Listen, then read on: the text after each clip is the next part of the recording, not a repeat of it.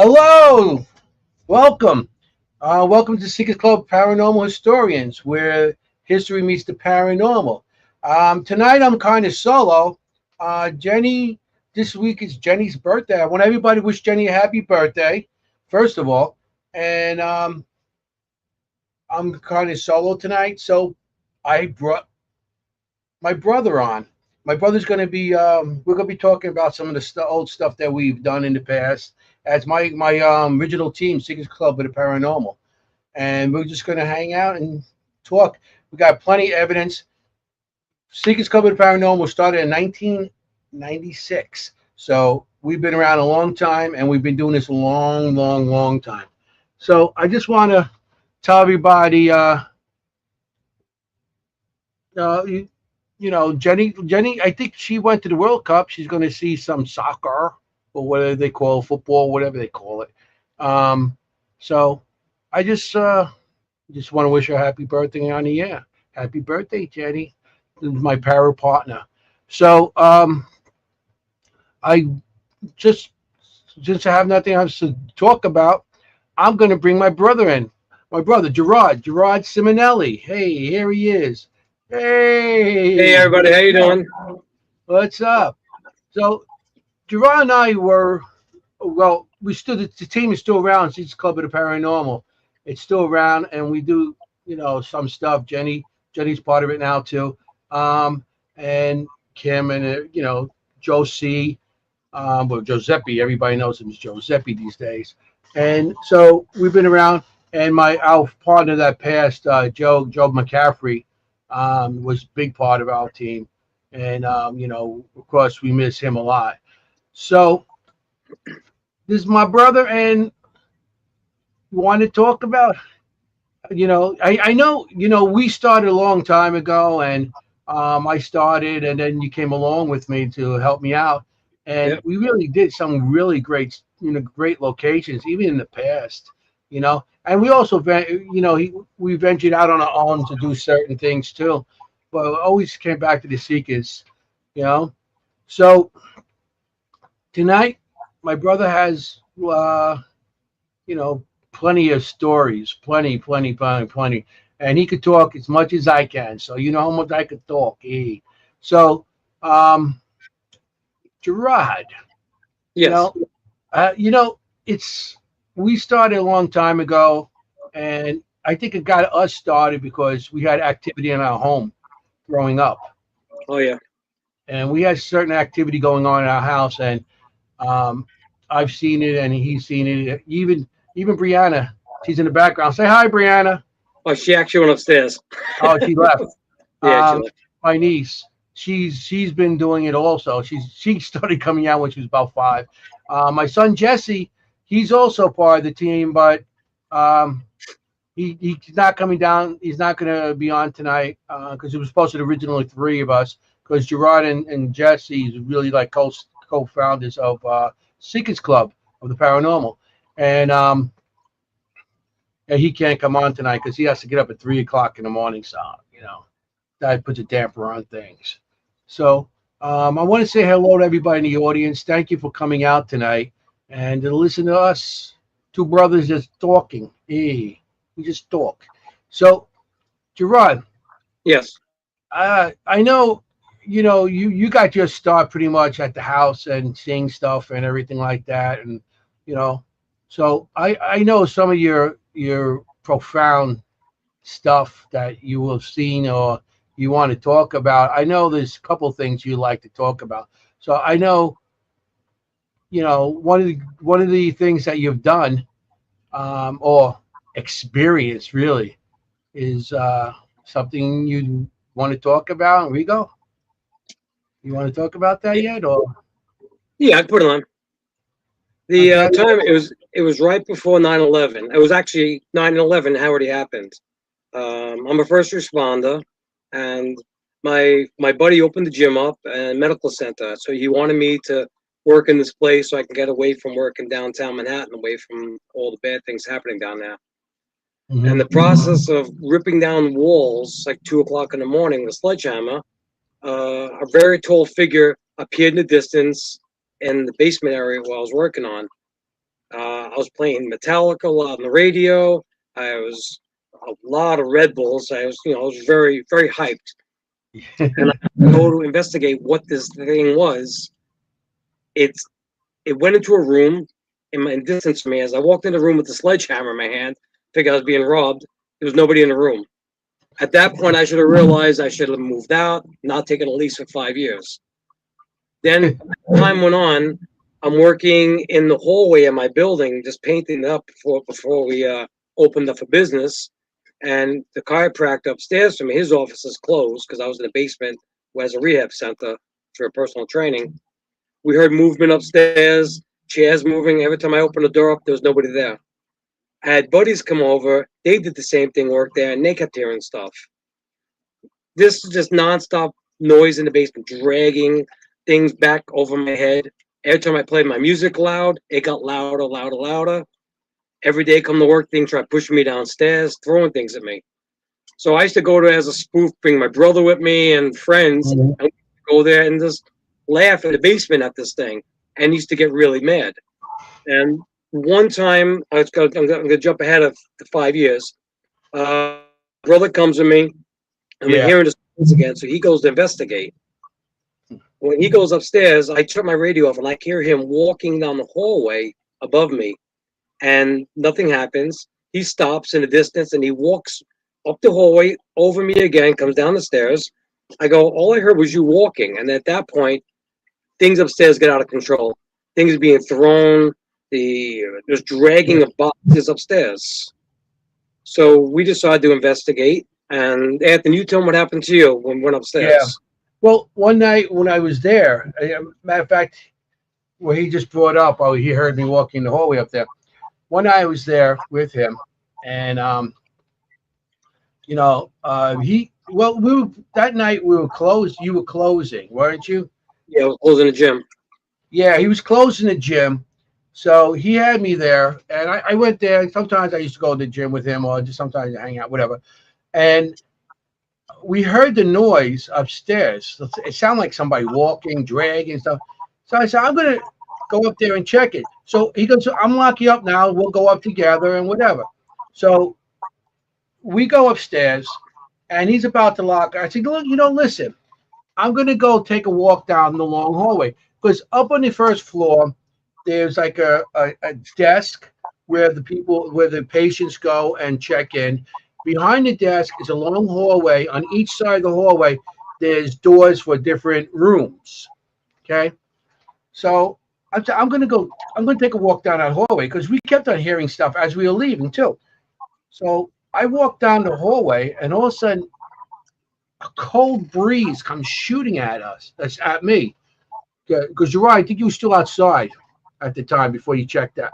The cold breeze came through me. I'm like, whoa. It was like something didn't want us there. It did not want us there. And because I went all the way to the back when that happened. And in one of the rooms on the left, I heard stuff going on in there. But this breeze came through me. I said, okay, we'll go do this another night.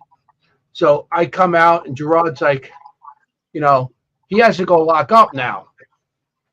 Funny part about it, I think he locked up so fast, he had to go check the whole place, running around, and locked up. Then we walk around the side of the building.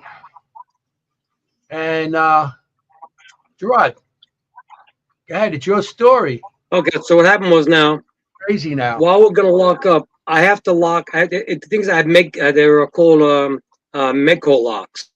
Okay, Medi locks. So you have to use a key to open the door to get out, and then you have to use the same key to lock the door to lock the place. So as I'm trying to leave, Anthony stepped out the building. This thing charging me at the door. I'm keys to get the hell out of there because the paranormal. I'll be honest with you, it scares the hell out of me. I enjoy doing it, but when I'm by myself, I still freak out here and there. That's me. But I go into danger because I do enjoy that part too. This thing in this building did not like me. So when I finally got outside, I locked the door, and I felt the presence at the front door staring at the building. I have my car parked, and my brother's car was parked in the street. And on the side of the building, there's like a double pane window here, and then there's the two doors.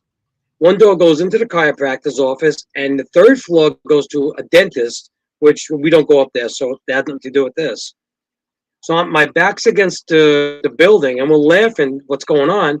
And Anthony goes, Gerard, turn around. I'm looking, he goes, turn around, look at the blinds.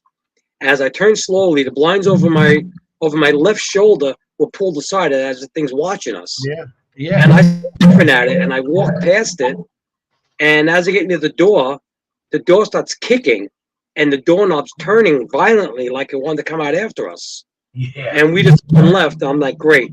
I got 3 more years on a lease at this point now, and now I have to deal with this every day for 3 years. And 3 years, this thing really tormented me. I just don't like it. Yeah, I mean, it was. And I refuse to do any investigation. You know, I'm an investigator. I refuse to do anything that might antagonize it more. Mm-hmm. But it's still, I wish I would have done something now.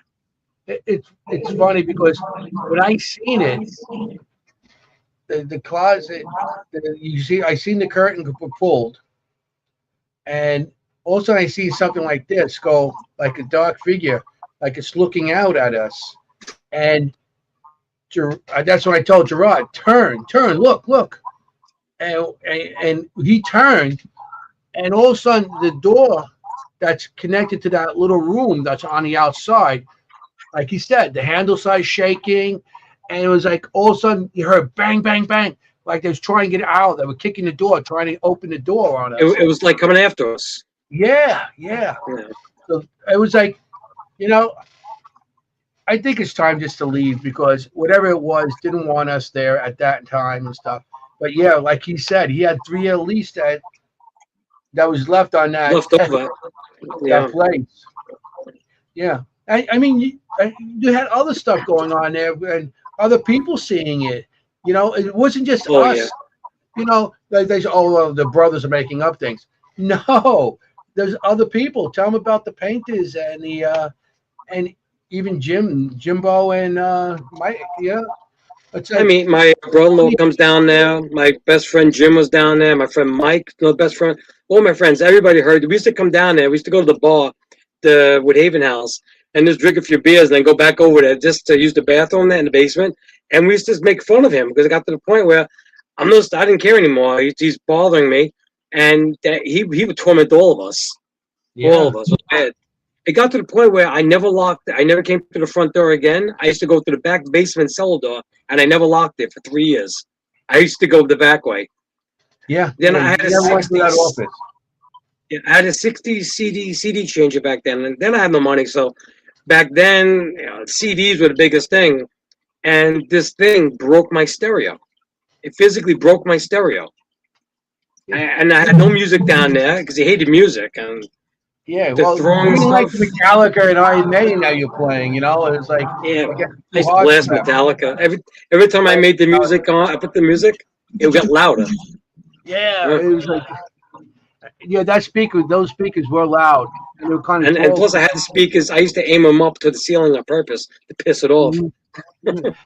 Tell me about the painters that you had painted the staircase. Yeah, well,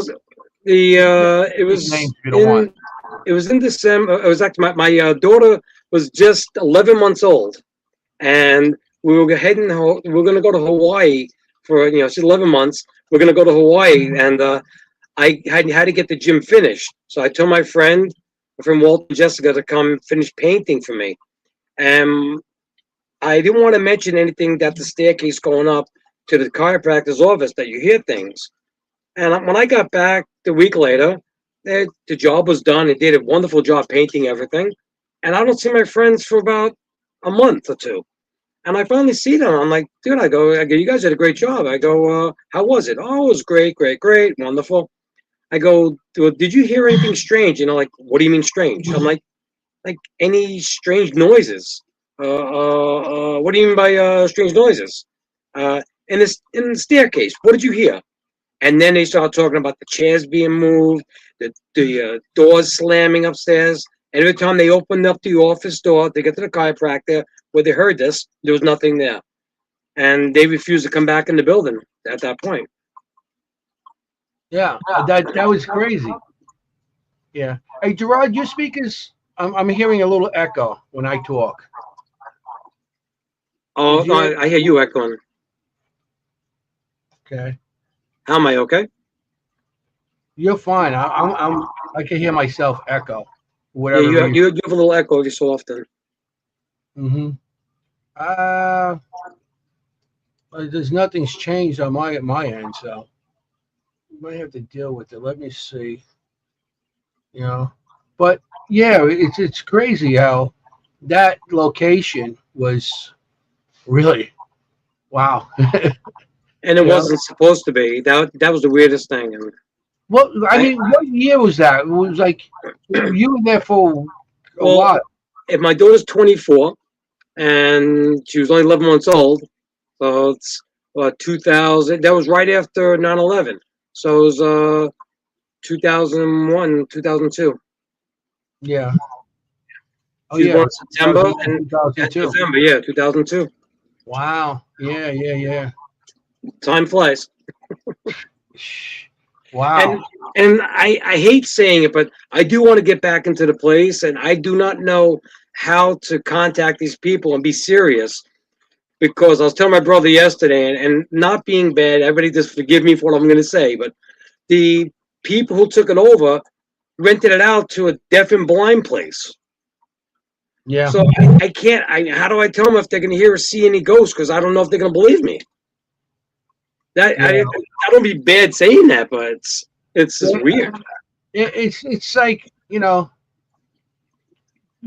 but any situation you have you go into like and you see stuff. Um, it's weird how you get. I mean, how do you say?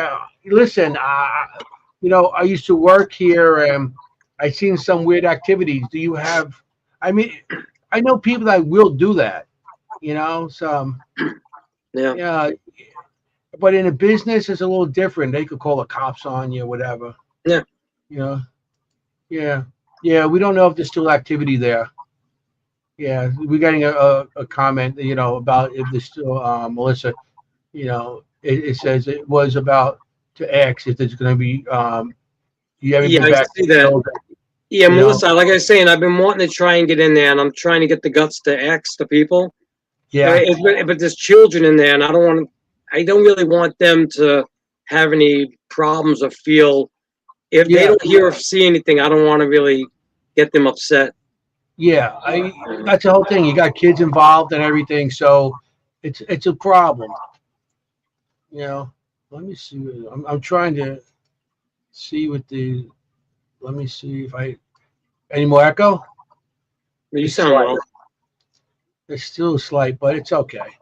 It's gonna have to be because I don't want to go playing with anything right now. They knock you off and then no show. So we've been doing this for a long time. Gerard's been around with me for a while, and you know we did a bunch of things. We did the East Coast Paracon. That's with Jesse, and that's pretty much the first Paracon we at the Seekers Club of the Paranormal have done. But that was back. I don't know. That was back a long time ago. You know, Yeah, that's the three of us. That's me and Jesse's in the middle, and Gerard. Jesse's kind of young there. He really is.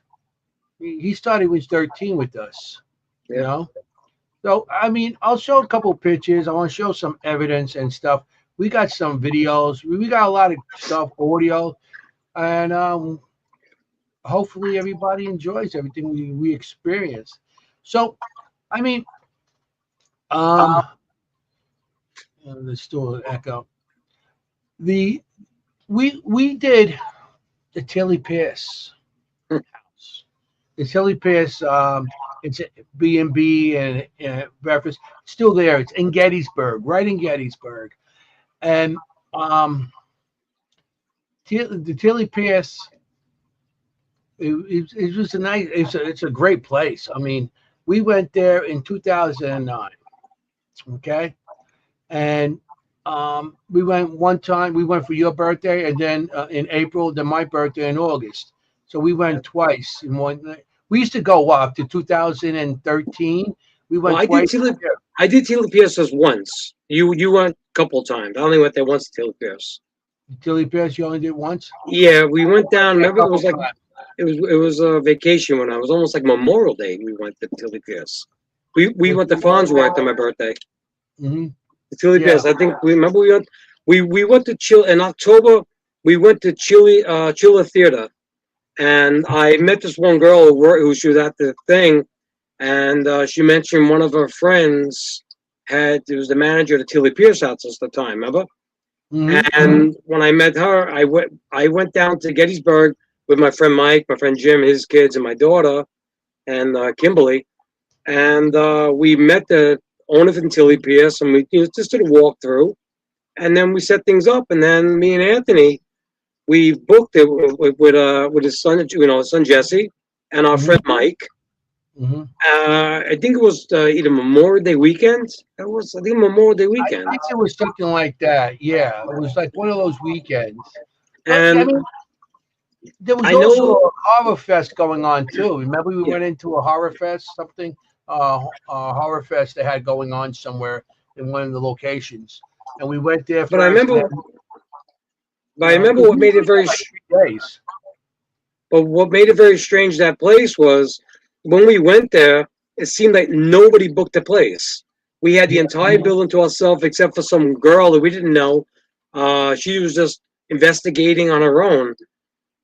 So myself, my brother, and my nephew, we shared one big room. My friend Mike had a little private room, and this other girl had a room down the hallway near a staircase.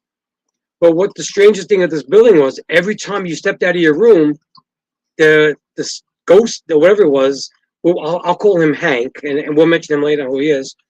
He will lock the doors on us and lock us out of the rooms. So we had to physically run and or put shoes in the doors because we got locked out every time we stepped out of the room. hmm And Yeah. then the rest of the night, we were there so many days and we had so much activity. It wasn't good activity. It was bad stuff happening. Yeah. I mean, how about with when Hank first appeared? But the story, if you want to tell the story about the little girl, and then I'll show the actual pictures.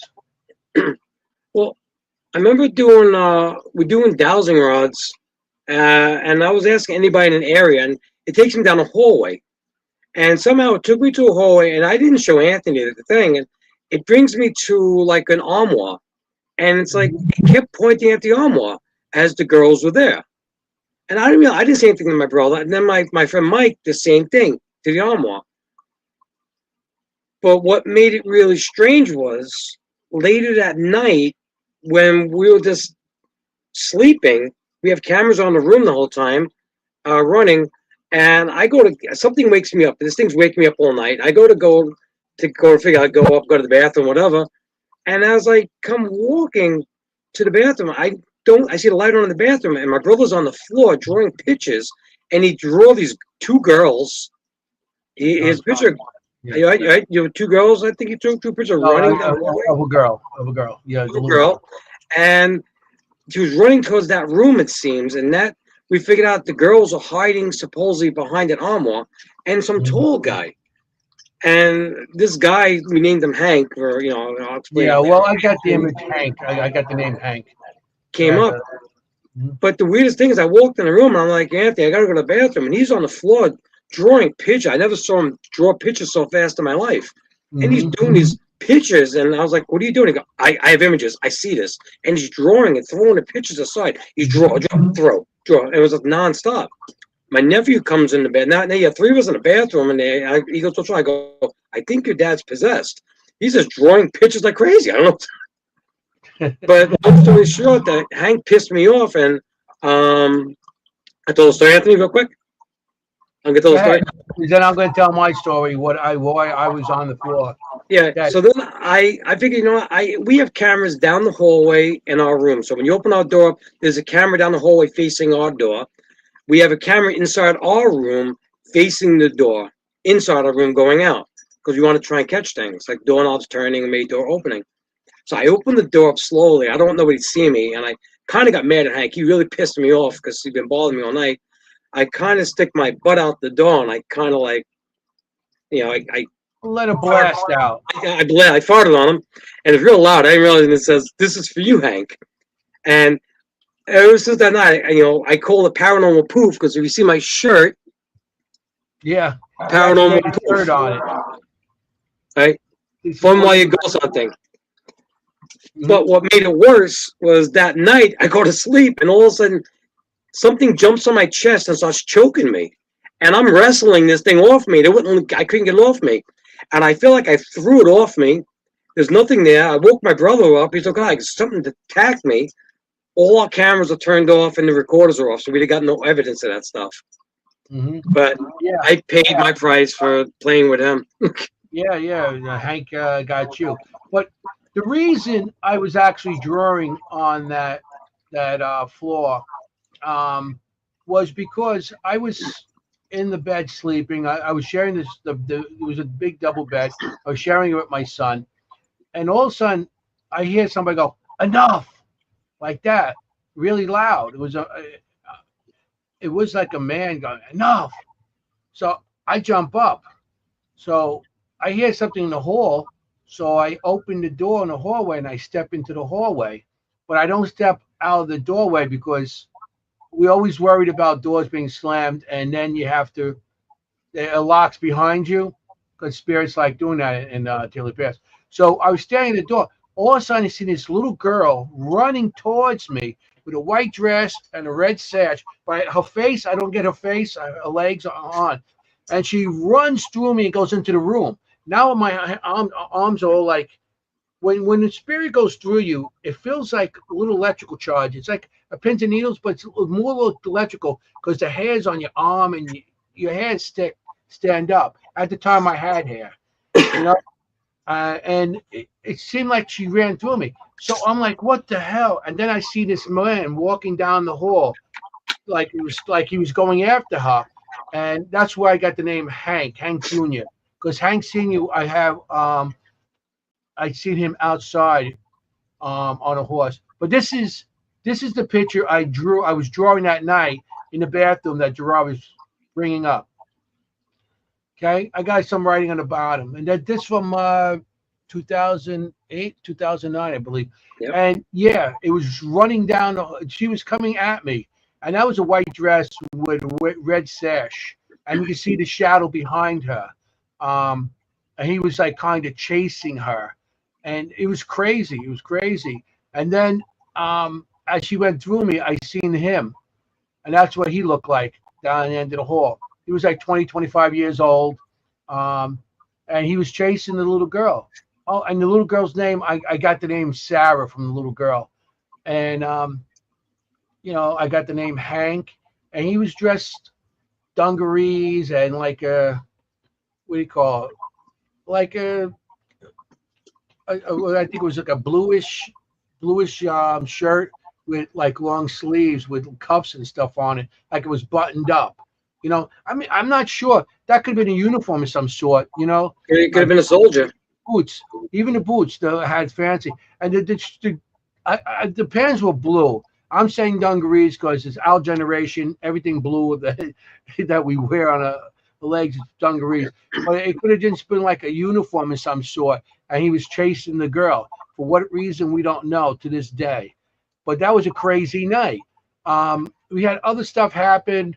We had EVPs saying, remember, what was that? The EVP with the it just said because I go in the room and I said, "Is anybody here?"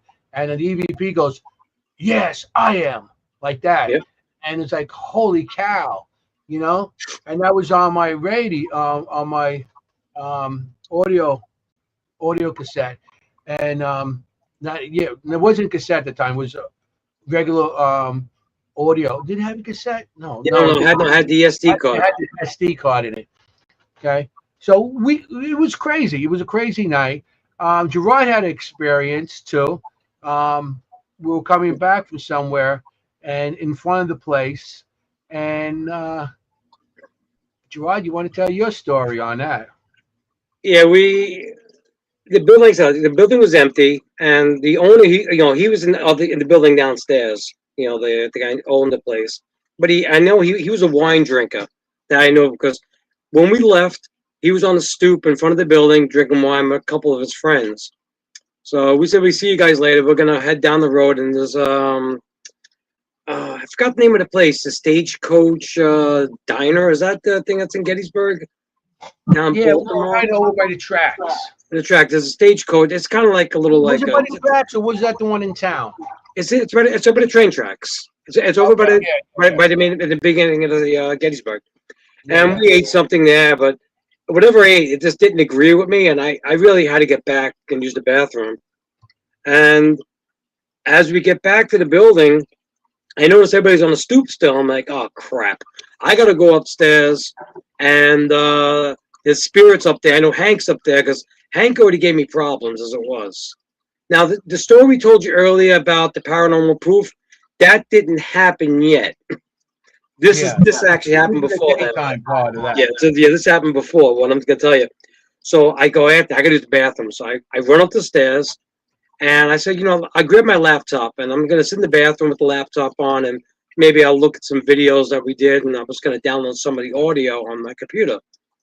As I'm sitting there, all of a sudden I hear walking in the room. I'm like, oh man, I'm by myself. I'm pants are down. I'm both vulnerable. This is not good. This is very bad. He's in the bathroom locked And- in there. Right? So now I'm in the bathroom. I'm like, great. And all of a sudden I hear like it's moving around. And I'm like, what the hell? My phone rings. I go, oh my God, he has my number. I picked my phone up. It's in my pocket, on my pants. And I go, Anthony, what's up? He goes, what's up? I go, there's somebody up here with me. I think he's going to kill me. And the thing's banging on the door. Banging. I go, get up here now. I go, hey, I'm like stuck. I can't do nothing. Mm-hmm. My nephew, he's like a rocket ship. He flies up the stairs. Anthony gets up there. I come running out of the bathroom finally, and nothing's happening. So I'm trying to figure out what happened. I said, look, I heard this, everything I heard, banging and walking around and rustling in the room, but there was a knocking sound, like a knocking on the door. So I'm like, let me hear this thing. So I start walking around. I'm knocking on the door inside. I knocked on the door outside to compare the sounds, and the sound was from inside. We check our cameras. All the cameras are turned off, except for one voice recorder. So we find the voice recorder and we play it back. And you hear everything. You hear me say, oh my God, he's going to kill me. Just hold on, everything. And Anthony sees, he goes, this is the best evidence we has. And he takes the little SD card out and he drops it. And I won't lie to you, it fell down, disappeared. Never touched the floor. Never hit the floor. It was like it vanished in front of all three of us. We're like, what happened? That was crazy. That was crazy. We searched and we searched. Yeah. We searched the floor. We moved stuff around. We went all over the floor. And even my son, he has better eyes than both of us, and he couldn't find it. Plus, that was like, what, 10, 15 years ago? Yeah. And, it was like, it was crazy that it just vanished out of nowhere in front of us. And I was like, wow. Like everybody saying, wow.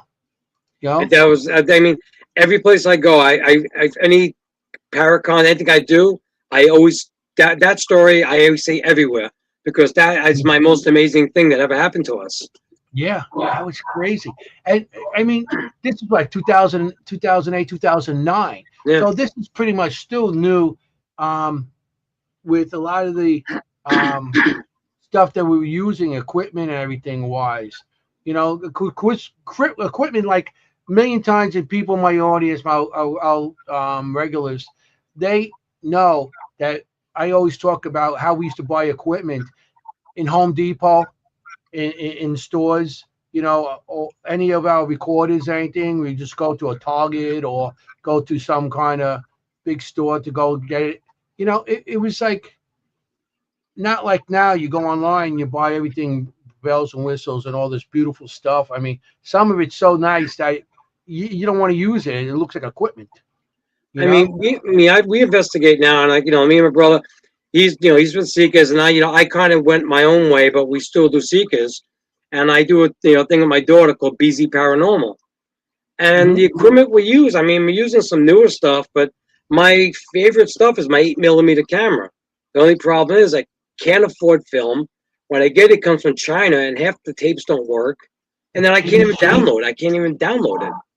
Yeah, and it's hard. I mean, how many tapes we have? I got millions of tapes in the closet that I can't transfer over to the computer these days because I transfer a lot to CDs back then, but the CDs with the computers nowadays, most computers don't take CDs, and then when you put a CD player on it, it says the format is not right because they're too old of a CD, and the graphics and everything else has contribute to that.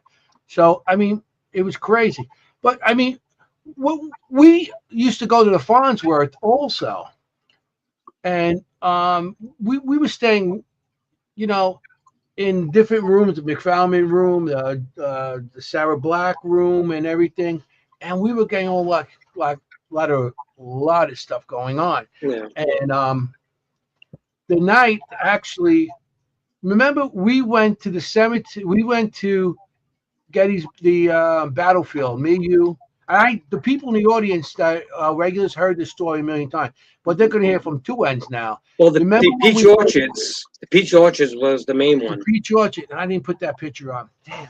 Yeah. But it was like the Peach Orchard. We would we got there and we get out of the car and we start walking over this little hill. And on top of the hill, I see, and Gerard's right next to me. I'm He's, filming, remember? he's filming the whole thing. And on top of this hill, I see a soldier walking off the field. It was crazy. He was just walking off the field with his butt of the gun on his shoulder and the barrel down, and he was walking. I could see the silhouette on his hat and his backpack and everything, and he was walking off the field, and I started jumping up and down like this is what we came here for. We were so excited that I got to see something, and that was so crazy. But because he just walked and then disappeared. It was like a full moon that night. So, it was wild. But the crazy part about it is that we walked over to one of the dirt roads. And on the dirt road, the temperature dropped. Remember that, Gerard? Oh, it was freezing. I Yeah. think it was the part where you're talking about when I got pushed.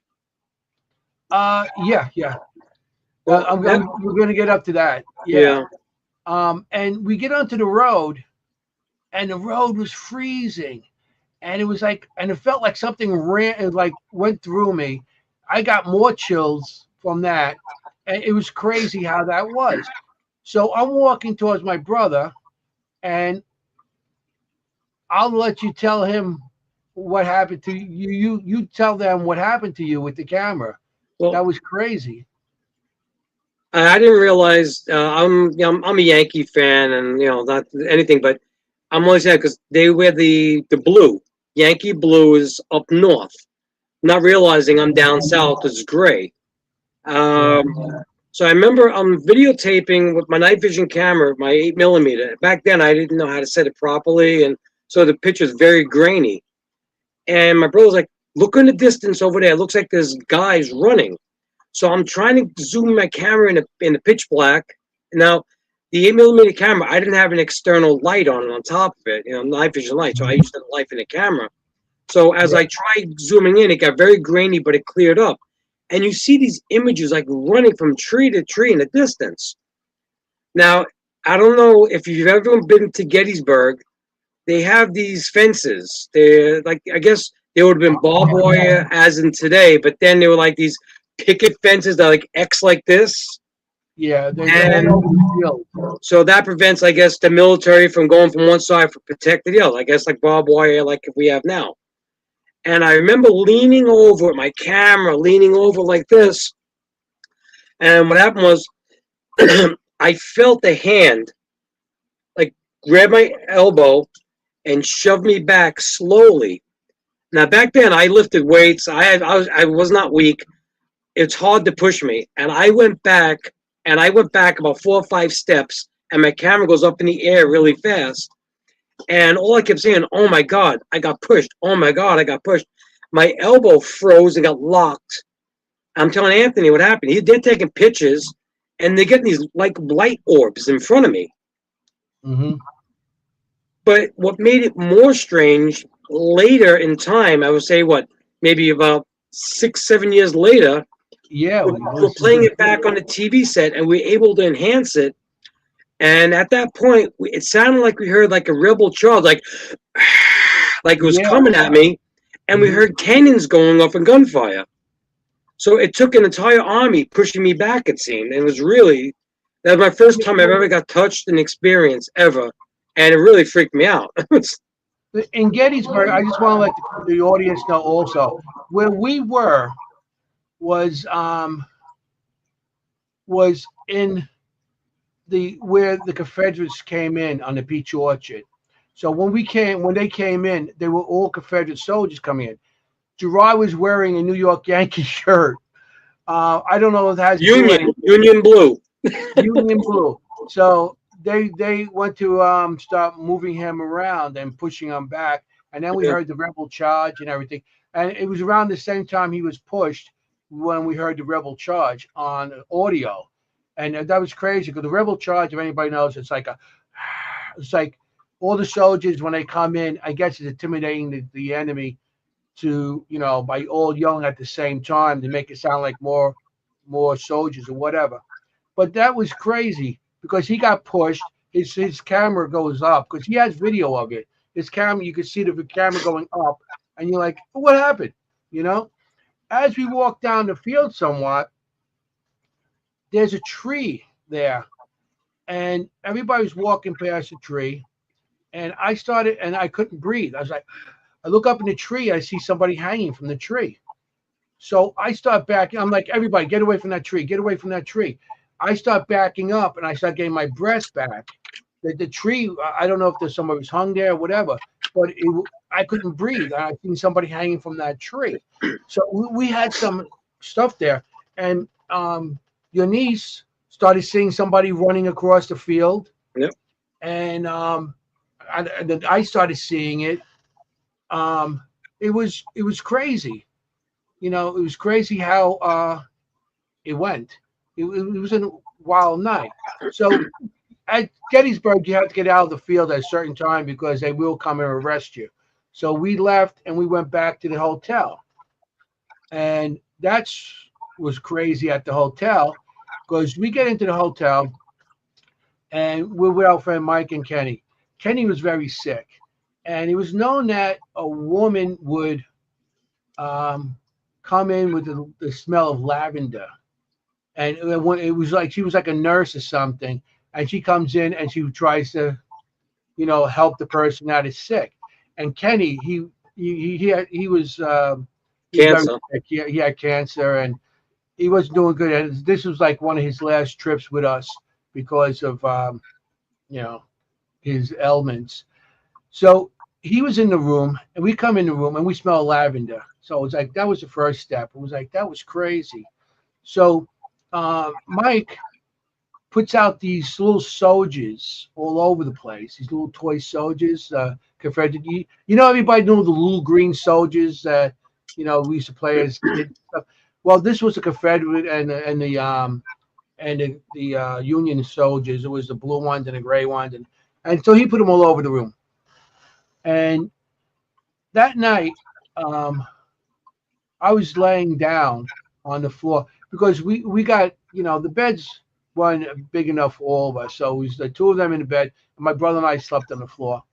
And I sleep on my side, and all of a sudden it felt like something stabbed me in the back twice, do, and it felt like an ice pick or something. I'm like, what the hell is that? Whoa, that was crazy.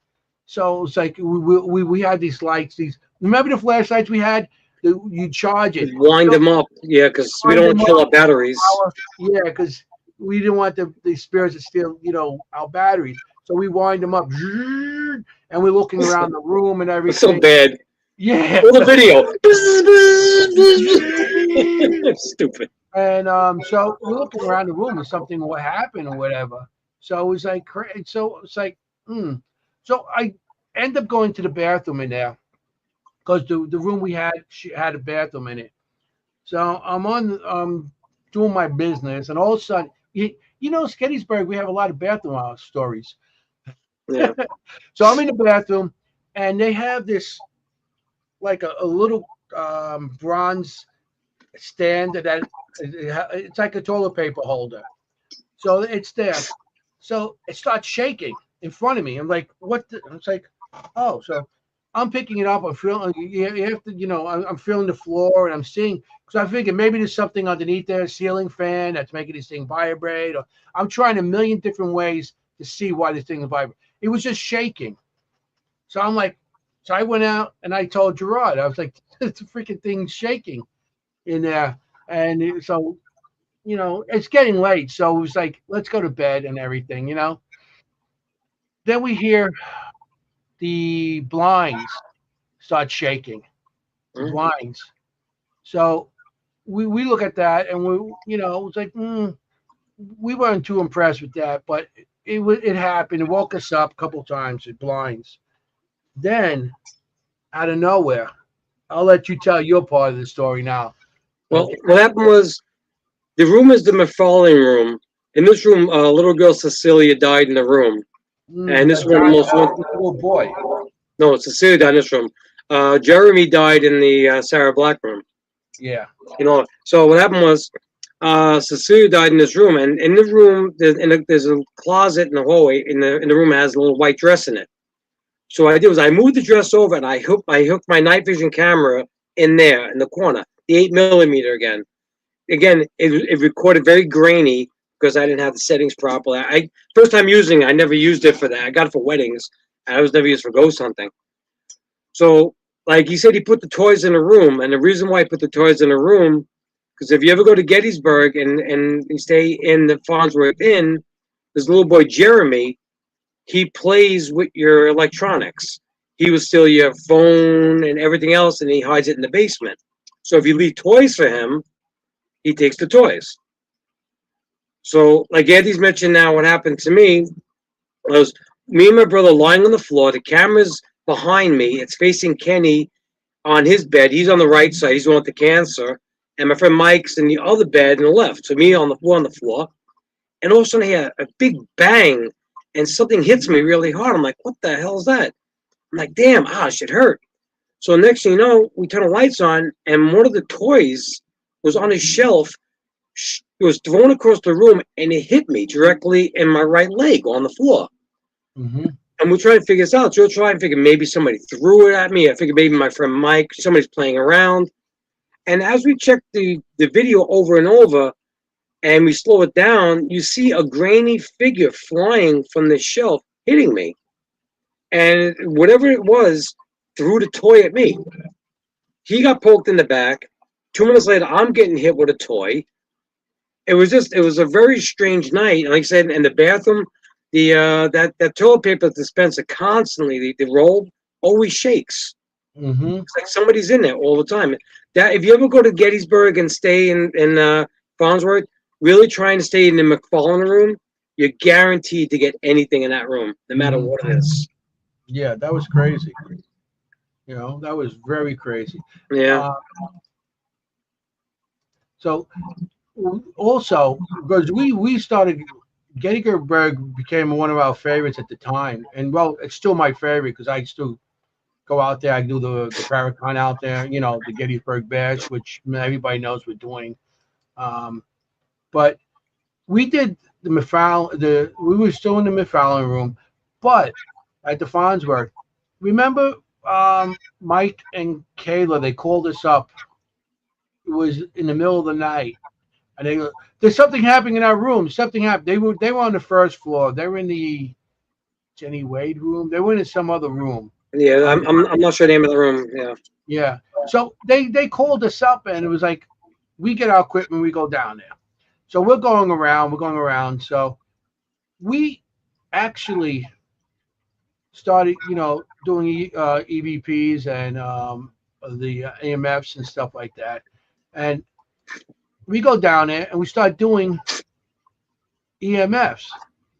And all of a sudden, this cat, this is actually a stuffed animal. This is a real animal that's it doesn't look it right now, but it is. It's I guess, preserved. And we were doing readings. We were getting readings off this cat. So we went to the floor. We see underneath there maybe something, and we moved the cat across the room, and we were getting readings off this thing like it was had some kind of something attached to it, and we were getting readings from in that room. You know, here's Gerard with the old camera that we used. Remember that camera? That's the Eight camera. millimeter. Yeah. Look, That's that's my from favorite camera. 2009.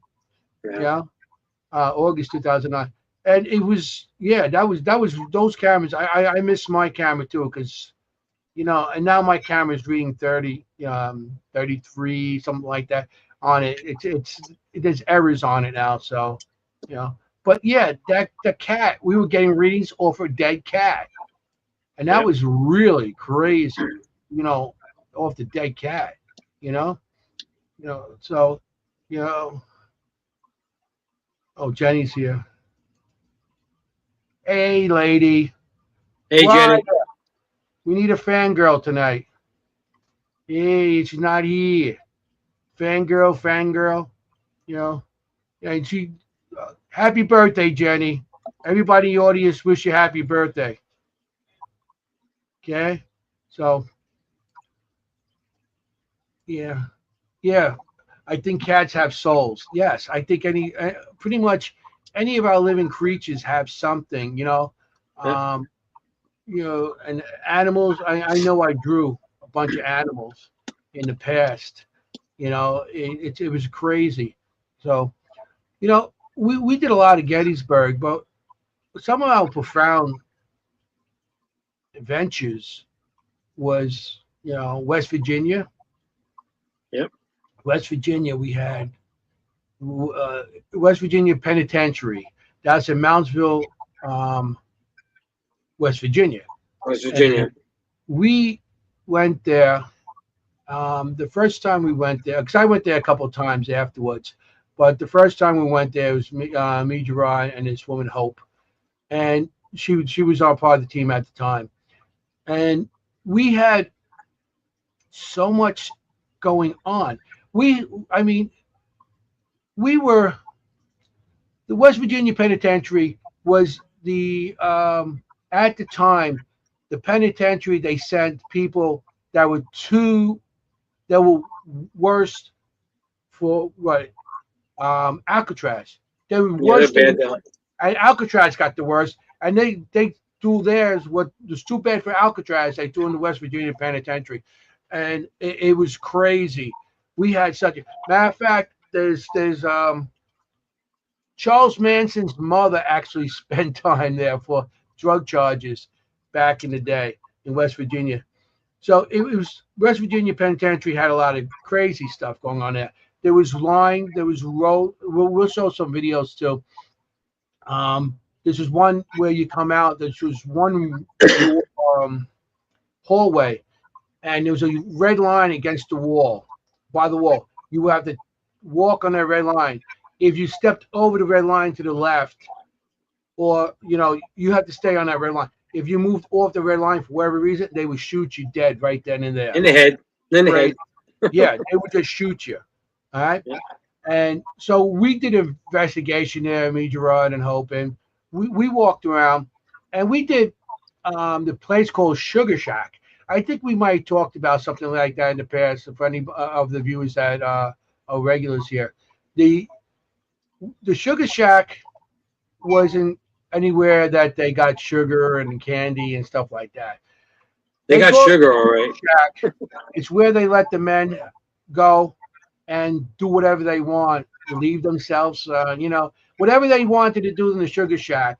They had pool tables down there. They had all kinds of rest, but there was a lot of violence, people killing each other, and they called it Sugar Shack because of another reason, and what men were hurting men, and it was a crazy time.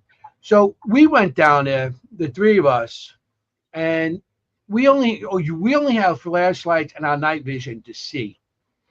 So we put a bunch of different equipment all over the place. And there was some of the stuff that were there, and I'm going to play some EVPs right now for you. Gerard, the EVPs, when we go on the EVPs, the microphones get muted. They muted themselves. So, okay. So we're down there, and the story is that if something happened, the guards would come in, and the story was you laid down when they came in, or they knocked you down. So here's a question I put out there for them. Were you knocked down? Were you laying down? I don't know if anybody heard that right after that. I hope so. You know, um, I'll play it again. Everybody, just make your stuff a little louder, and we'll see. I'll play it one more time. I see if you hear what it's supposed to say. Let me make it louder here. Let me see that makes a difference. Were you knocked down? Were you laying down? See, I heard that. I hope so. Everybody heard the same thing I heard. Um, it says lay down, you know, and that to us is something like I'm asking a question and I'm getting an audio. See, yeah, Melissa heard it.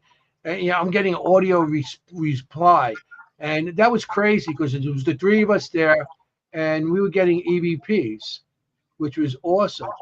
You know, now I'm going to play another one there. Remember, this area is only a men's area of the prison, and there was never any children or anybody there. Okay, so I want to play this here, and I want to see if you're here. There is a little girl's voice in the background. I want to see if you heard what we hear. Yes, I would love that officer. Okay, that's fine. Did you hear that? I'll play you one more time. Yes, I would love that officer. Okay, that's fine. Let me see if anybody in the audience heard it. You know, but that was very clear to me.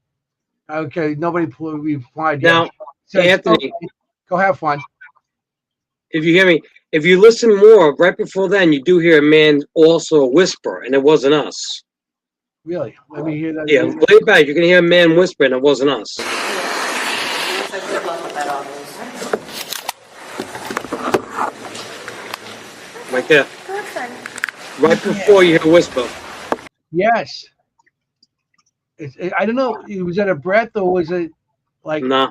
it could have been a get out? It could have been something. But Well, we got a lot that night. yes. One of the clips that we got, Gerard was there, me and Hope, and here's another one that we got. And this is crazy because Hope is asking if you here 5 years or you here 10 years. She's trying to get a response on how long we're here, that people, how long they've been in prison or how many years they're going to have. And we have this thing called shadow detector. It's on my millimeter, and it's a shadow detector, and it actually rings when when a shadow goes by. Not a person. I could go like this with my hands, nothing. If a shadow goes by, it'll ring. So it starts going off, and you're going to hear what it does. And this is what amazing part about. We're not really paying attention to it because we're talking about getting, I'm talking about I see shadows behind them with because remember, it's pitch black and all I got that little night vision thing. They're on the corner there doing their thing. They're on the table. It was Gerard and Hope. I was in the corner trying to see what I could get. And we kept on talking. And then Gerard asked me for the pad. The pad that we have is actually a pad that you put down and has some kind of special thermal paint on it. So when you touch it, if you touch it with heat, like your hands, it turns red. If something cold touches it, it turns blue. Okay. So Gerard's asking me for that. We didn't get no evidence on that. I'm just saying you're going to hear all this going on. I just wanted to understand what was going on, and we weren't paying attention to it until we did. So here's what it sounds like. Was it more than 10 years?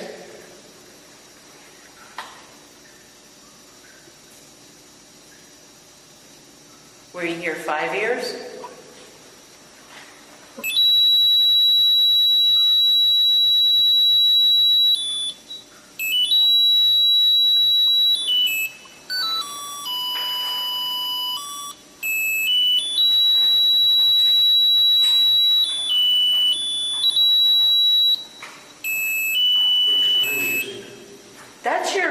That's your shadow detector, Anthony. I've been seeing stuff with the, I've been seeing shadows behind you guys with the thermal. Anthony, is that supposed to play music like that? Yeah, I don't think so.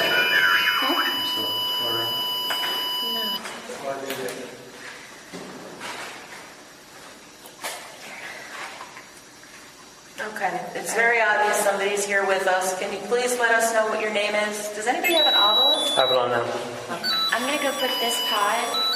It tells you which direction you're Anthony, coming from. you have a heat pad on you? So maybe we Heat can pad. see I just started or something. where it is. That's not supposed to play music like that. No. What the hell is that doing? Oh, Yeah. in my Gotcha. back, guys, up in my back here, I got the thermal pad in there. I did that. Okay. You see that? It's in the thermal pad. Okay. So we put a hand click on it, it should appear.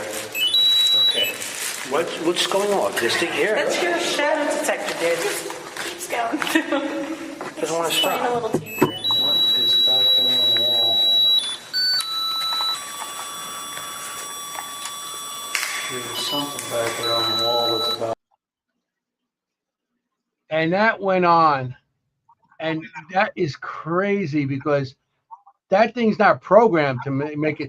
To me, it sounds like some sort of music, like a flute, And the West Penitentiary has mounts out front of Native American Indian graves that are mounted, and they actually think that the actual prison was built on some, and so that's not, like they didn't prove anything with that, but they think that that's possible. And to get this, and to me, it sounds like some sort of Native American or Indian type of flute playing. I thought that was pretty cool. What do you think, Gerard? That's what we do. It was Indian stuff. There was something Indian from that. Yeah. West that did not disappoint that place. Okay, here's a clip. It's a couple of resolutions from the original, and it's a little hard to see, but at the end of the hallway, you'll see somebody coming out and going back in. It's in West Virginia Penitentiary. It's actually the area where I told you about if somebody steps off the line to get shot. We were just talking, and even the obelisk started saying Jerry, Jerry, and he kept on saying my brother's name and calling him Jerry. So I'm going to play that, and this was caught, and we didn't see this for years later. Matter of fact, Joe McCaffrey's the one who pointed it out to us. It was like there's somebody that didn't. Oh wow! So here we're going to play that.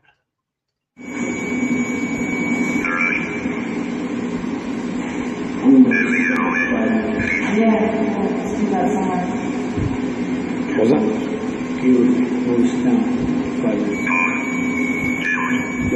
Is it Tom killed? Tom killed?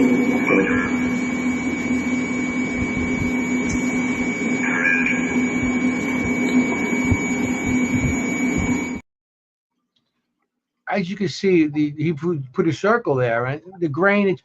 Remember, these are the old cameras. It's not the new digital cameras like we have now, the 5K, 6Ks, and stuff like that. This is the old cameras that we had, with the cassettes.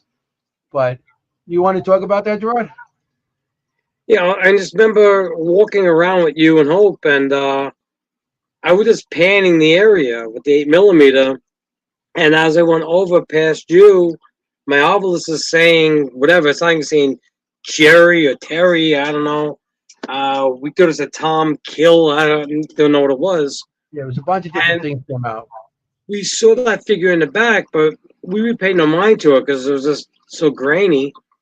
We had a barbecue a while back, and our one friend Joey, who couldn't make that trip with us, he's the one who physically noticed that we caught something.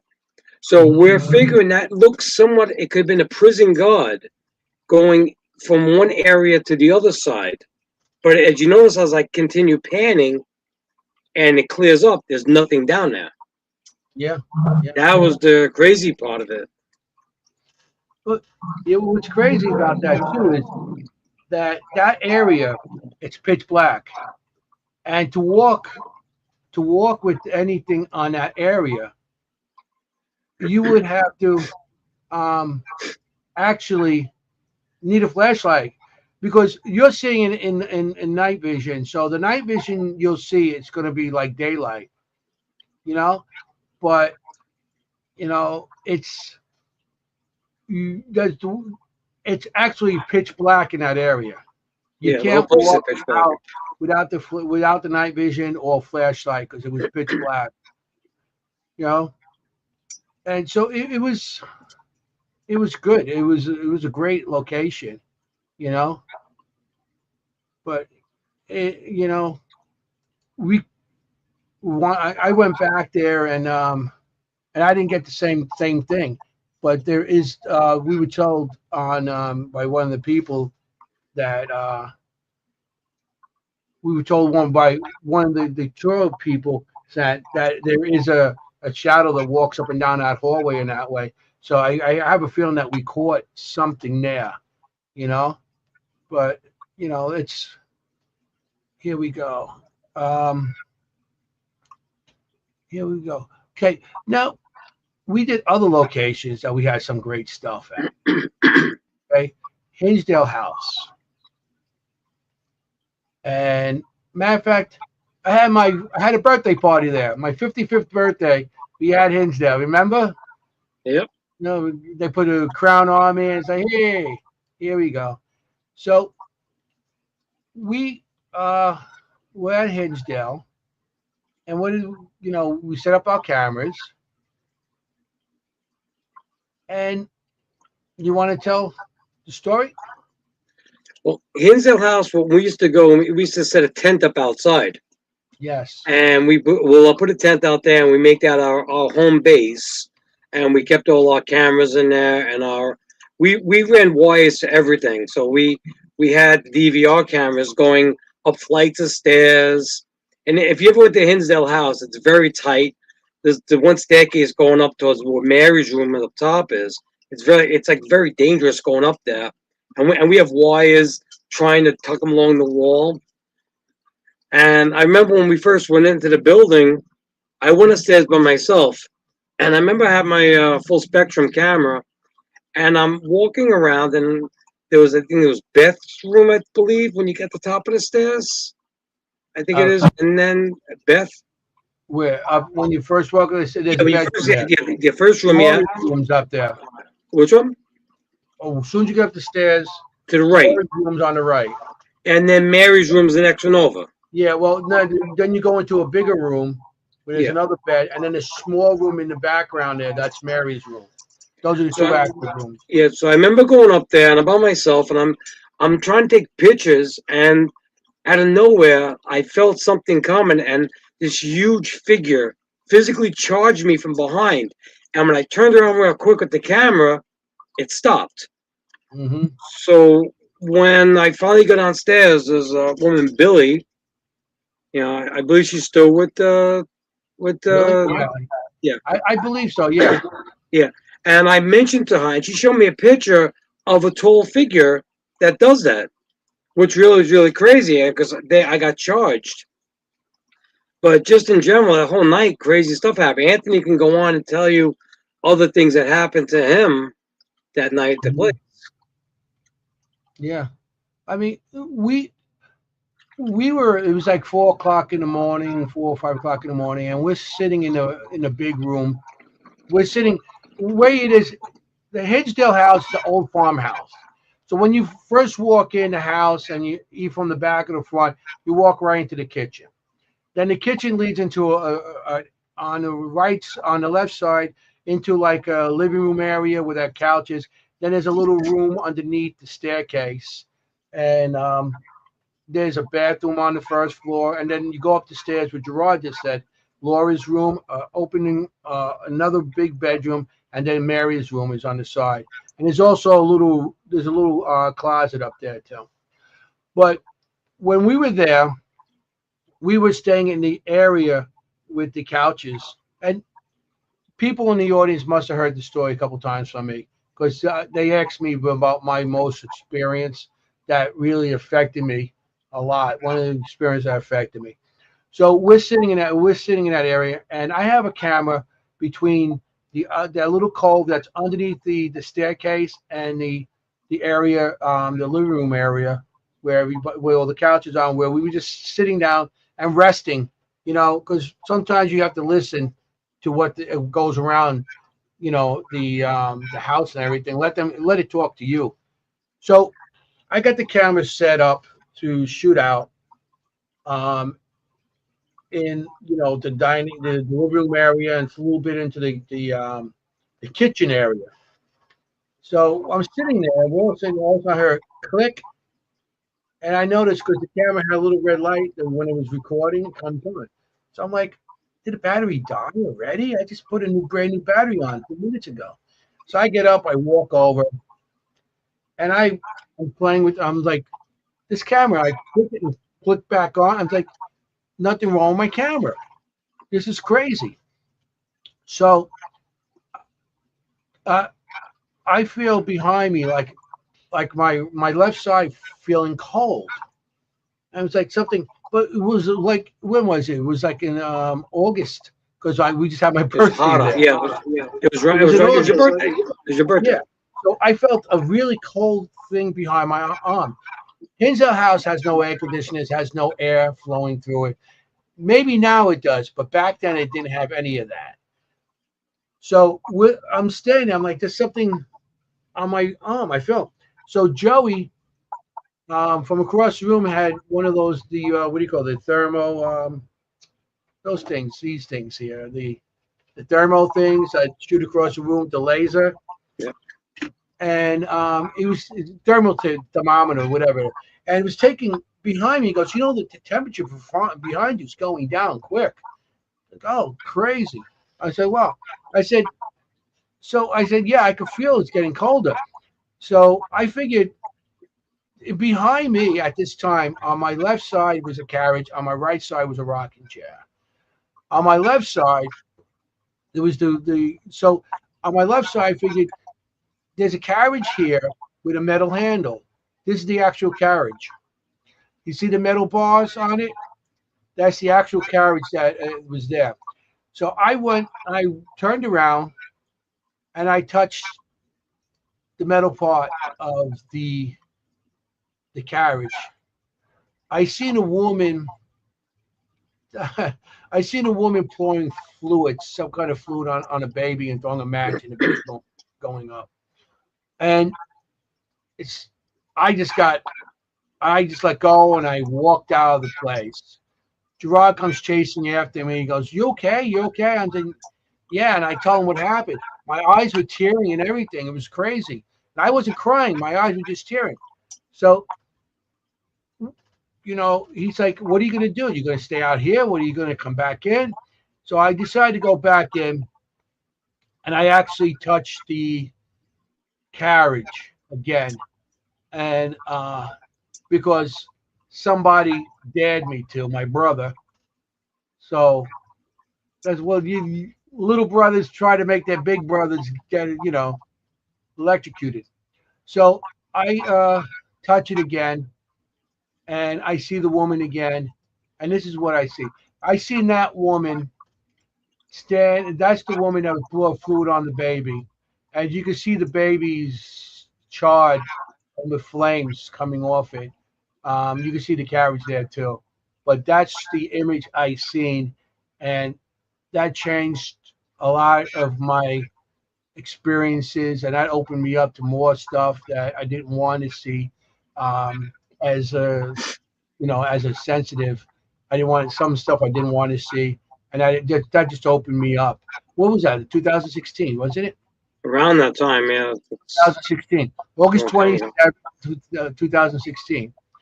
So it was crazy because in 2024, I was at the Gettysburg Battlefield Bash, and right next to my table was Dan from Hinsdale House. He owns it. So I start talking to Dan. I say, Dan, I seen this at your house in 2016. Now remember, it's 2024. That happened 2016. He told me that's crazy because there's a psychic that came in, seen the same woman, and she drew a picture similar to what I had. And then he starts telling me about the carriage. That carriage was donated to them because the people that had it bought it in an estate sale, and they used to see a woman in white standing by it all the time. So they said, this thing's haunted. Let me throw it to the haunted location. So they gave it to Dan, and Dan had it there at the time. So that is, there's no proof of what I seen happening, but there is known that a woman in white stands by that chair. And I'm not the only one who's seen it. Also, a psychic drew almost a similar picture that I drew. So that was something, we had such a great time there. Yep. So I want to bring up too, to Burlington. Okay. So I don't want to run out of time. So we got some time, but Burlington Prison that we talked about. Matter of fact, Jenny and I did a show with Haunted History with Penny Morgan in London recently. We just did it. Matter of fact, it's coming out. I think it's out already. It's on Facebook if anybody wants to look at it. I did repost it, and Jenny reposted it, and also Penny Morgan has also.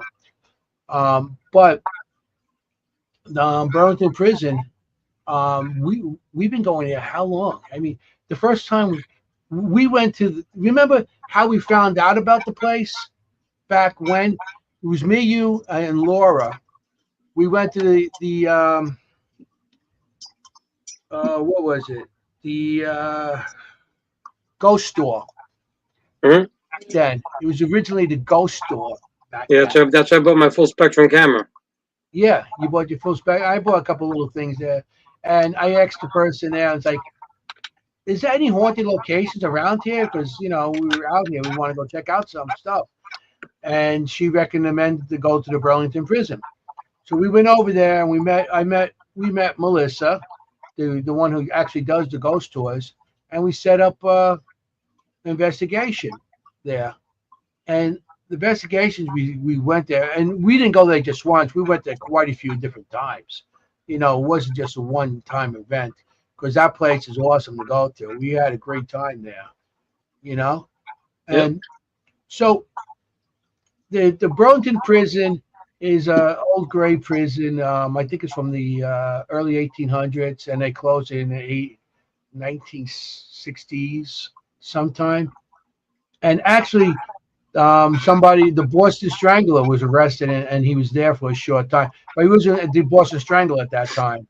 They arrested him from some other charges, and then they transferred him out, and I guess he was freed after that.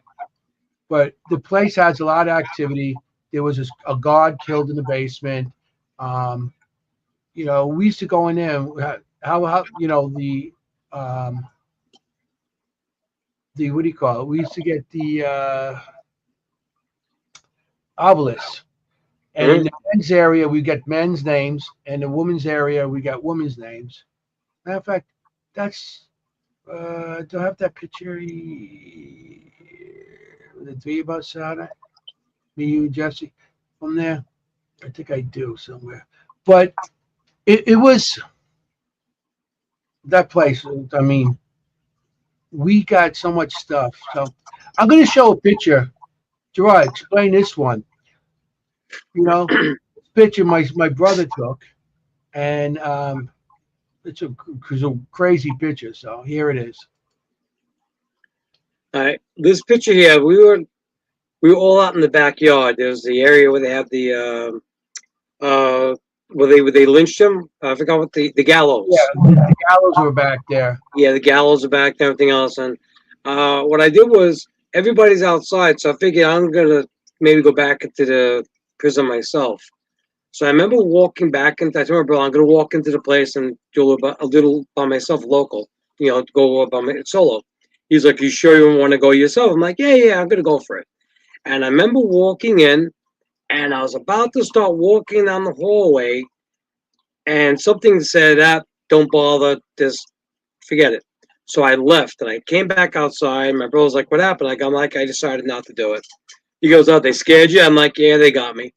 So I'm taking pictures with my full spectrum camera of the whole back area, the gallows, and everything. And this picture here, I happen to take of one of the prison cells, and it seems to be an image that's behind the metal. But if you go into prison, that's two beds. Mhm. So there's a thing in front of it. You see it's flat. That's actually a bed. So and the bed's pretty high, and that that thing goes down to the ground. So that figure is tall enough to go down, and his head's almost above the window itself. So he had to at least be over 6 feet. Everybody in our group, we tried taking pictures of them in the same picture, and nothing matched this thing. Mhm. So we believe we caught either a prisoner or maybe it was that guard that got killed. I mean, we don't know what it is, but it has Yeah. shoulders and a head to it. It. What's interesting about that, because nobody was in the prison at the time. We No. were all behind the prison. It is a whole yard out there, the prison yard, and we were all out there taking a break because when you do a lot of investigation and everything, you start getting drained and everything. So you go out there and drink your waters and get your cameras set up and everything. So what's interesting about this picture, there was nobody in the prison at that time, and this is the basement of the prison. Yep. And like my brother said, um, right in the area where you see this picture is one of the guards was killed there. There was somebody escaped and they killed the guard as they were leaving. And like he said, what's curious about this picture is that for this person to be in there and tower over the bed like that, he must be over 6'4" or something. Mm. But the bed you see, the little on the bottom part there is actually a bunk bed, and that's the top bunk. Yep. So this person is towering over the top bunk, and he looks like a big guy. And there was nobody in there at the time, and it was crazy because um, there was a video camera that's in the hallway there that didn't catch anything with that. You know, so it was interesting. It was an interesting night. It really was with that. You know, yeah. So let me get that off, and we got more on that. So we were in the gallows, okay. And do I have? Um, I don't know if I have that one. Okay, well we do have an EVP of it too, but we're back by the gallows, and around the same time, this he like right before, I think maybe after the picture and stuff, and we were there. He was talking to this woman for Sandra Frawley, and she has Twilight Patches Paranormal, and she also owns the Fashion Horse magazine, which we were in a couple copies of that, which it was interesting. Um, but I took this. I was videotaping, and this is the back of the place, and I'm going by, I'm just zooming by. My camera freezes up. You're just gonna see all stuff. Then all of a sudden you're gonna hear my brother say something. Then you're gonna hear help right after that. So let's see.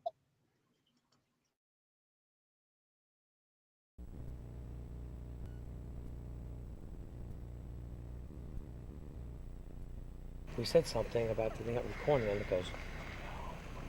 Then I said something else, and I just go to. That was kind of low. I mean, I tried to enhance it, but some of the footage that we have is kind of old and it's a little hard to do. I mean, I don't have the technology. I'll play it again.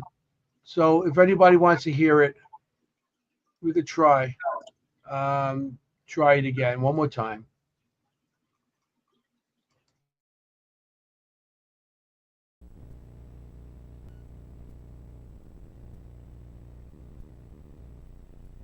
We said something about the thing up recording, and it goes.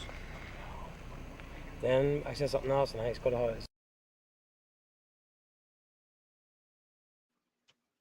I don't know if you heard it. I'm hoping you did, but it does say help. I mean, sometimes I'm trying to make it as loud as possible on StreamYard, and you know how it is. Sometimes I can't get through everything on it. So, yeah, we also later on, we did Twilight Passage, Paranormal. Actually, did a documentary on the place, and they have my brother and I and Jesse and Joe C. Involved, and another guy, Amin, one of Joe's friends, came along, and we it was me, Gerard, Jesse, Sandra Furley, and a couple of her teammates in the room there, and Gerard asked the question for the obelisk, and we get the answer. Here we go.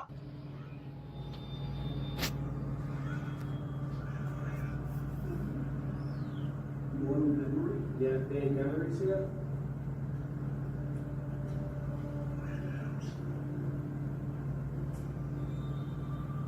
Can you give a name of somebody in this room with us right now?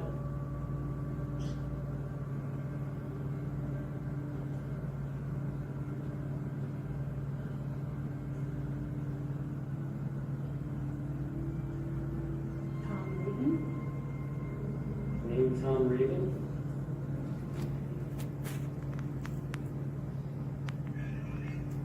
Anthony. Oh my God. Is it Anthony? Anthony. I heard Anthony Simonelli. This is Anthony right now. You want to talk to me? You want to say something to me?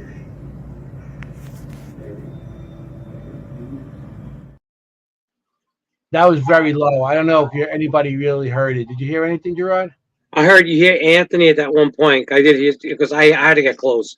You do hear Anthony in a whisper. Yep, Yeah. see? Is it like a whisper? That was a, yeah. Yeah. It actually said my name. It was, and the interesting part about that was, Gerard asked to say somebody's name in the room, which was cool that it came up with my name, you know. But it was crazy. It was awesome. Gerard, you get a lot of stuff all the time, you know. I used to go. I was like always the EVP guy. Yeah. I was getting stuff everywhere I go. Anybody I go with always gets EVPs. See, I've learned EVPs. It's like if somebody asks you a question, same every time. How'd you die? What's your name? It gets annoying. But I like doing EVPs as if we're talking in a conversation. I ask the spirits to join along. And that's what I do. And a lot of times we play it back and you get us talking and then you hear something. Mm-hmm. And then the best, if anybody's listening and really, if you want to do a good session, always keep the recording going as you're re-asking the question. Like, did you hear that? So when you play something back, keep the other recorder still going. You'd be surprised because you will get responses to the responses. Mm-hmm. So if you do a session now and you say a name comes up, it just keeps coming up over and over, and it's add on. Other spirits seem to join in. So it's quite interesting. Yeah. That's what's crazy about. I mean, you don't have to actually. You ask questions. You think out of the box on these questions. You don't have to, like ask something that might pertain to something with one of the something that has to do with the place. What color is your shirt? Well, if you're in a place that has spirits of soldiers, what color is what color outfit you have on? What's on your buttons? Something to make you put you into a certain time and era of of a of a location. That's what you want. To have the certain times and then sometimes it helps. And then maybe you could do some research and find out what's going on or what happened at a certain time. So The one question, Anthony, I don't like when you ask if somebody died or passed away. mhm. And when we went to do Fort Totten, we had a group, and I had a group of myself and newbies, and we're teaching them and giving them equipment to practice with. And I felt really bad because I said, I don't like asking this question. And I ask a question, I go, do you know that you died, that you're dead? And I got a response. I think you heard, Anthony, a little girl saying, no. And that like broke my heart, thinking, I was like, oh my God, I think I just told the little girl that she's passed away. And the whole time she might be lost looking for a family member. And now she doesn't know she's dead. And I told her she's dead. That was like one of the worst things I've ever did. And I refuse to ever ask that question again. Yeah, I mean it's a little. I mean, I know when it comes to kids, it eats our heart out. Okay, so Gerard and I, it was crazy because I went to my mom passed and we went to pick up her ashes. I went to pick up the ashes. I went to call up Gerard to tell him I pick up the ashes, and I got this weird message. I tried to get through to him, and I got this weird message saying, it's like a shh and words in between. So I was like, I took my iPad at the time and I took my phone and I recorded it. I'm like, this is crazy. I can hear words and everything in there. So later on, I think that week or something, Gerard he goes, remember we met at the house and you said, did you call me? Well, actually, it was in September. And I remember, this happened in September when I got the first call from you. And I'm a first responder, and I work in Ground Zero. And your phone left a message on my phone almost around 9/11 in that time area. I didn't realize it that in November. I just realized when we got together for Thanksgiving, I brought up at the Thanksgiving table to you that you left the voice. Okay. And it was a staticky thing, and I couldn't understand. It was like 15 minutes of static. Mm-hmm. And then you told me I sent you one, so our phones somehow were speaking to each other. Yeah. This is what the craziest thing, and I'm gonna play the one that Gerard's copy of it. I did clean it up a little bit, but it's very hard, too. And you're gonna hear voices in between the static coming out, and it's really not. I'm starting to play it now because it's kind of a little scared. It's a little sad. Well, So, Anthony, before you play it, understand if you understand what happened in 9/11 and the fires in the building and the police that are going in there and all the tragedy. So try and remember what was happening there when you listen to this audio. yeah, it was like and this is a little sad. So.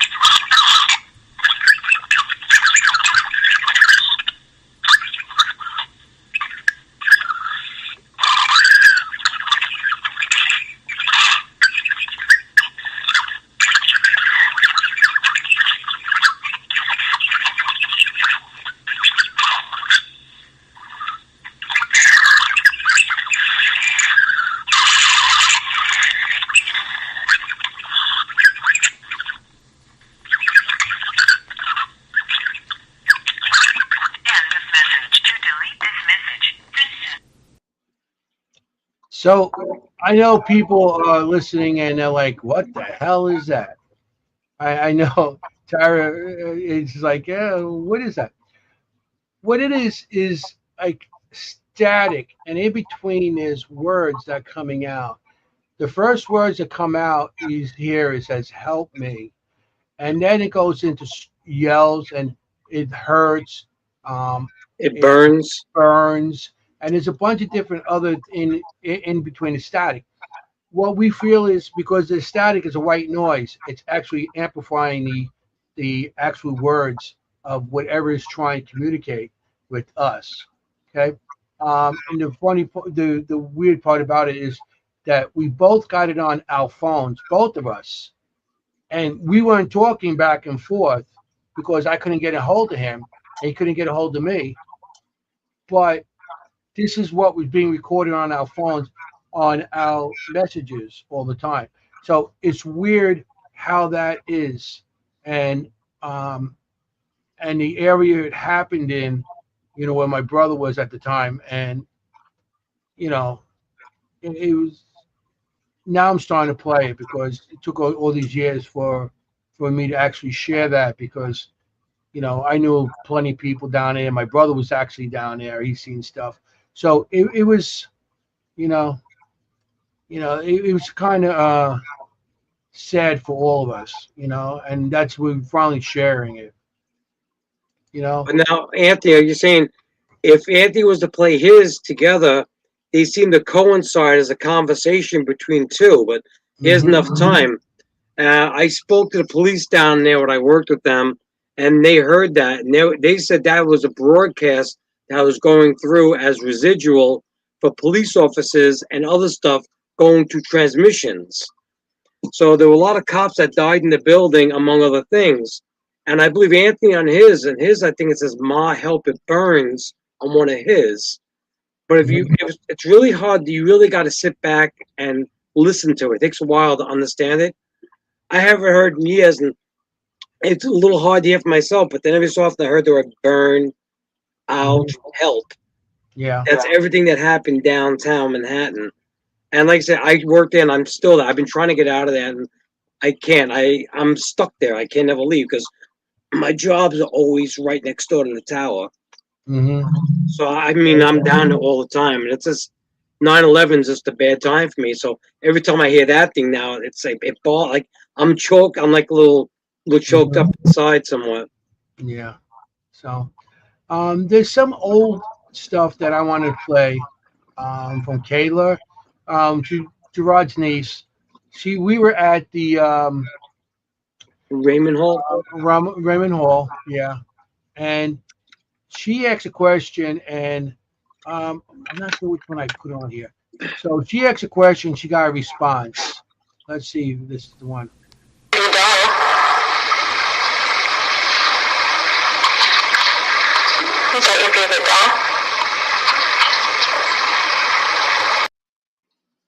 I don't know if you heard that. She first asked, "Is that your favorite doll?" And I goes, "Yeah, that's my favorite doll." And he goes, "Is that your favorite doll?" And then he goes, "That's my favorite toy." So I'll play it again. You hear that. Okay, if you slow it down, you can hear it better. But remember, this is back when 2010 and stuff, and we didn't have the fancy gadgets we have now to slow stuff down. You know, do it again.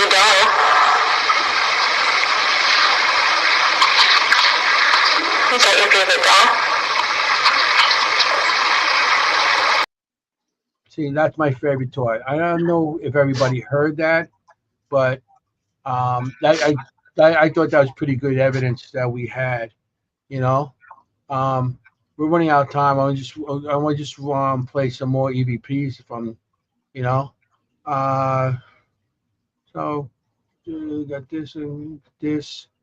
Maybe. Well, we could talk because we got 15 minutes. You got less than 15 minutes. So, um, here, you can make fun of me. We talk about Letchworth. You see these? We went to Letchworth's village, and it's the cemetery that was found many years after. If you notice, there's only numbers on the grave, and at They didn't know who was at the grave. There's no names. Not too much years later, they actually found the list of the people's names on the graves, and they actually put them up. But those are metal. Those are metal, and I know very well.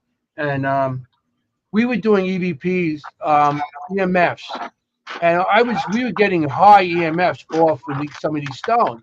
So we thought, wow, this is crazy, you know.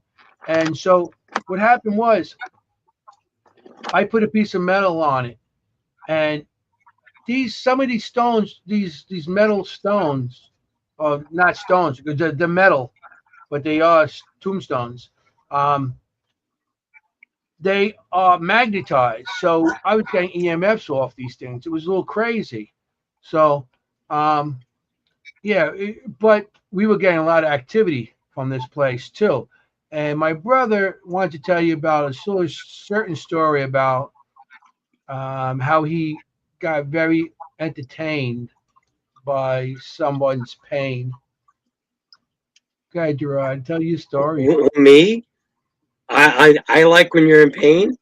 No, you never like me in pain. Go Well, ahead. I'll just do a fast rundown. When I do ghost hunting, I'm the type of guy. I like having fun. I get entertained. You know, I joke around a lot, but I get a lot of really good evidence. Everybody who worked with me knows who I am. So we happened to go to this place, and the group that we happened to go with, they were like a little like Too they were serious. like just serious. And I'm totally opposite. I'm having a good time. If a spirit's gonna joke with me, I'm gonna joke with the spirit. I don't take it personal, whatever. That night we were getting rocks thrown at us all night. Rocks had like launched at us, and they weren't hitting us, but they were like you whizzing by our cameras. And my brother goes, "Listen, it's pitch black." He goes, "I'm gonna shut my lights off totally. You're the night vision. You're my eyes. Just tell me if something's in front of me so I don't walk into it." I'm like, "Yeah, no problem." And he's walking and walking, No and problem. I guess, and I'm not paying attention, and, and he walks into a tombstone, and he cracks his shin really hard, Yeah. and all I hear is, "Ow!" Tombstone. And you see my camera going up and down, and I start laughing hysterically. I go, "Oh, watch out! There's a tombstone." Yeah.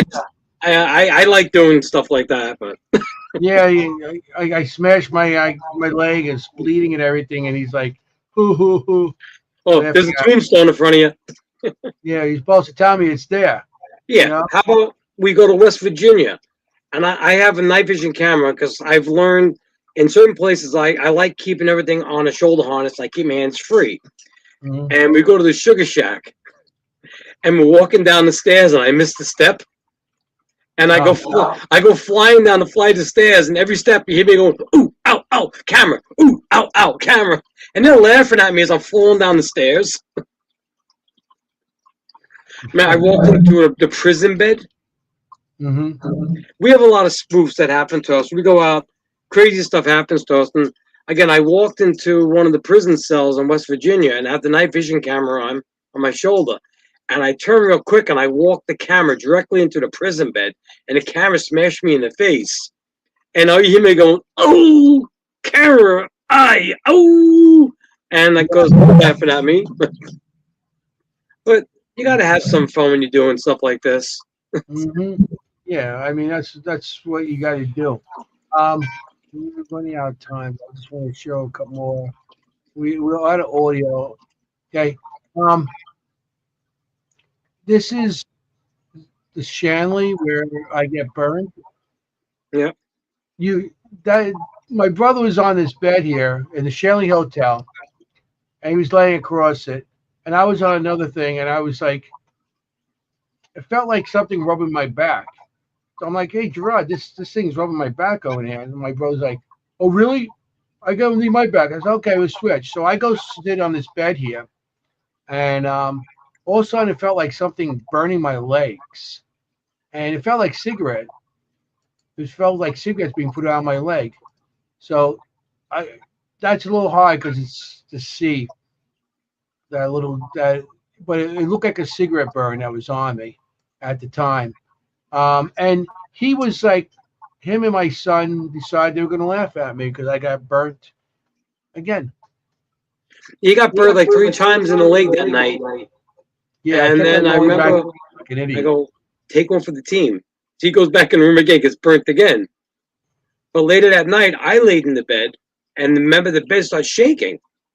Yeah, So our team members come in, and they're testing the bed. And half of us were electricians. The other guy was a carpenter. So we're looking to see what's shaking the bed. I'm laying in the center, and the bed's shaking and shaking and shaking.